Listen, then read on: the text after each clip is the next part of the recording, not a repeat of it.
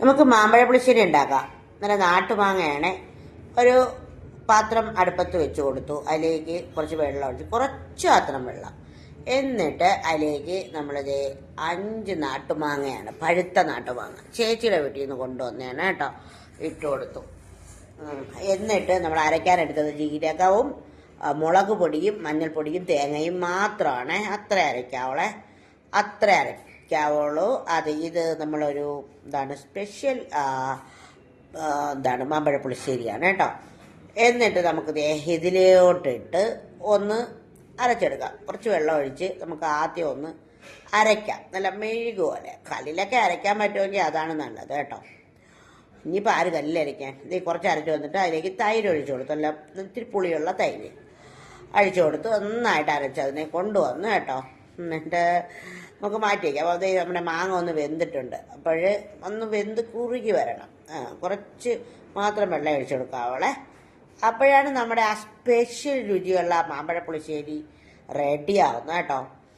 സത്യം പറഞ്ഞാൽ ഞാനിതൊരു വീഡിയോയിൽ കണ്ടതാണ്. പക്ഷെ ഞാൻ മുമ്പ് ചെയ്തത് വേറൊരു രീതിയിലായിരുന്നു. എന്നിട്ട് ശർക്കര പാനി ഒഴിച്ചു കൊടുത്ത് കുറച്ച് ഉപ്പ് ഇട്ടു.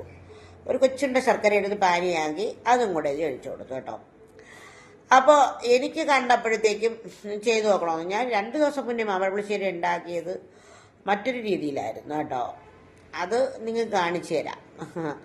ഇതും കാണിച്ചു തരാമെന്ന് വിചാരിച്ചു ചെയ്തത്. നിങ്ങളൊക്കെ എങ്ങനെയാണ് ഉണ്ടാക്കുന്നതെന്ന് വെച്ചാൽ നിങ്ങളും പറയണം കേട്ടോ. ഇപ്പം എല്ലാവർക്കും അറിയാം. ഇപ്പം ഞാനിരുന്ന് നിങ്ങളോട് പറഞ്ഞു തരുകയൊന്നും വേണ്ട. ഇങ്ങനെ ഒരു നെയ്യും കൂടെ ഇട്ട് കൊടുത്ത് ഒന്ന് വെന്ത് കുറുക്കി ഇങ്ങനെ വറ്റി വരുന്ന രീതിയിലാവട്ടെ. നെയ്യും കൂടെ ഇട്ട് കൊടുത്തു. ഇതിനൊരു സ്പെഷ്യൽ ടേസ്റ്റാണ് കേട്ടോ. അതെ, വെന്ത് വറ്റി കുറുകി വരുമ്പോഴത്തേക്കും നമ്മുടെ അരപ്പ് അതിലേക്ക് ഒഴിച്ചു. തൈര് ഉൾപ്പെടെയുള്ള അരപ്പ്. ചുവന്നൊരു കളർ, റെഡിഷ് കളർ വന്നത് മുളക് പൊടിയാണ് ചേർത്തേക്കുന്നത് കേട്ടോ. അയ്യോ, ഇതിൻ്റെ ഒരു ടേസ്റ്റ് ഒന്ന് വേറെ തന്നെയാണ്. നിങ്ങൾ ഇതേപോലെ ഒന്ന് ഉണ്ടാക്കി നോക്കിയിട്ട് നിങ്ങളെ അഭിപ്രായങ്ങൾ പറയണം കേട്ടോ. എൻ്റെ റെസിപ്പിയൊക്കെ ഉണ്ടാക്കിയവരൊക്കെ ഉണ്ടെന്ന് പറഞ്ഞിട്ടുണ്ട്. അവരോടൊക്കെ താങ്ക്സ് ഉണ്ട് കേട്ടോ.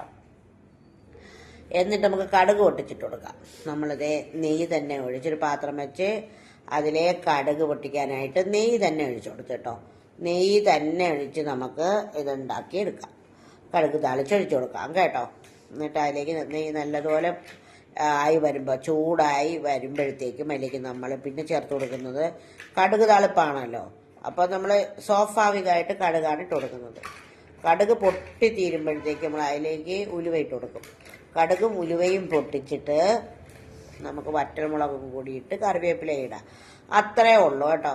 വളരെ സിമ്പിളാണ്. അത് നിങ്ങൾക്ക് മനസ്സിലാവും കേട്ടോ. നിങ്ങൾ ഇതുപോലെ ഉണ്ടാക്കി നോക്കൂ. 1 പ്രാവശ്യം ഉണ്ടാക്കി നോക്കൂ. എന്നിട്ട് പറയൂ ദീജ പറഞ്ഞത് കറക്റ്റാണോ ഇല്ലയോ എന്ന് കേട്ടോ. അപ്പോൾ നിങ്ങളൊക്കെ മാമ്പഴ പുളിശ്ശേരി ഉണ്ടാക്കുന്നവരാണെങ്കിൽ ഉണ്ടാക്കിക്കൊണ്ടിരിക്കുന്നവരെ റെസിപ്പി പറയണം. നിങ്ങളുടെ റെസിപ്പിയും ഞാൻ ചെയ്യും കേട്ടോ. എന്നിട്ട് നമ്മളിങ്ങനെ അടുപ്പിലോട്ട് വെച്ചു. നമ്മൾ പണ്ട് തൊട്ട് മാമ്പഴ പുളിശ്ശേരി ഒന്നും ഉണ്ടാക്കുന്ന ആൾക്കാരല്ലായിരുന്നു കേട്ടോ. മാമ്പഴ പുളിശ്ശേരിയൊക്കെ ഇപ്പോൾ കുറച്ച് നാളായിട്ട് ഉണ്ടാക്കി തുടങ്ങി. നമ്മളെ വീട്ടിലൊന്നും മാമ്പഴ പുളിശ്ശേരിയൊന്നും അല്ല ഉണ്ടാക്കിക്കൊണ്ടിരുന്നത് കേട്ടോ. അധ്വാനിക്കുന്ന തൊഴിലാളി വർഗമായിരുന്നു.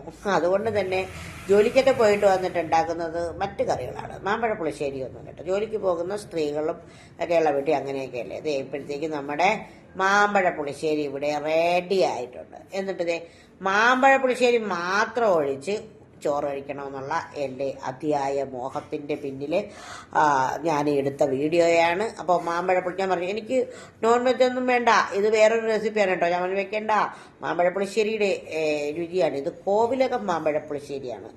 അപ്പോൾ ആ രീതിയിൽ തന്നെ പോട്ടെ എന്നൊക്കെ പറഞ്ഞു കേട്ടോ. അപ്പോൾ അവർ ചിരിക്കുന്നതാണ്. ഞാൻ ചോറ്റുപാത്രത്തിൽ ഇട്ടതാണ്. അപ്പോൾ ഇതേപോലെ നിങ്ങൾ ഒരു പ്രാവശ്യം ഉണ്ടാക്കി നോക്കിയിട്ട് ദീജ പറഞ്ഞത് കറക്റ്റാണോ എന്ന് കമൻറ്റ് ചെയ്യണം. നിങ്ങളുടെ കമൻസാണ് നമ്മളെ മുന്നോട്ട് നടത്തുന്നത്. ഞാൻ വീഡിയോയൊക്കെ എങ്ങനെ ആക്റ്റീവായി ഇടുന്നതൊന്നുമല്ല. ഈ വീഡിയോകളൊക്കെ കുറേ ലക്ഷങ്ങൾ കണ്ടിട്ട് അതിൽ നിന്നൊരു വരുമാനം ഉണ്ടാകുന്നൊരു പ്രതീക്ഷയിലൊന്നും അല്ല കേട്ടോ. ഞാൻ പറയുന്നത് ഇത് എൻ്റെ സന്തോഷമാണ്. എവിടെ പോയാലും ദീജ എന്നൊരാളെ തിരിച്ചറിയുന്നുണ്ട് എന്നതും എൻ്റെ സന്തോഷമാണ്.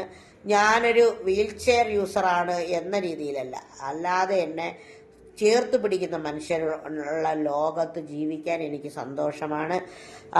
ആ സന്തോഷമാണ് നിങ്ങളുടെ മുമ്പിൽ വീഡിയോ ആയിട്ട് വയ്ക്കുന്നത്. അപ്പോൾ ഒരുപാട് ഇഷ്ടത്തോടെ സ്വന്തം ദീജ.